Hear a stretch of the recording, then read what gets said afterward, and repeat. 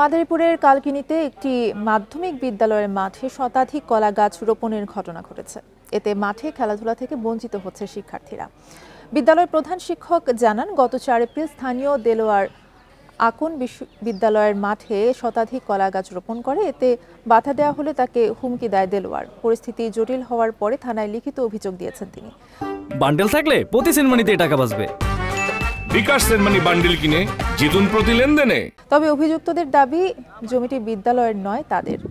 এজন্যই সেখানে কলা গাছ রোপণ করেছেন তারা। এ বিষয়ে তদন্ত করে ব্যবস্থা নেওয়ার আশ্বাস দিয়েছে পুলিশ। এবং টিউন সাহেবের আমি ফোন দিয়েছি, এবার এসি ল্যান্ডে ফোন দিয়েছি, শিক্ষা বিভাগে ফোন দিয়েছি। হ্যাঁ, এরা বলছে যে ঠিক আছে, আপনি একটা একটা অভিযোগ দেন।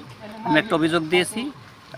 আমি প্রশাসনকে বলবো যে আমার এই বিদ্যালয় মাঠ থেকে যেন কলা গাছগুলো উঠিয়ে দেওয়া হয়।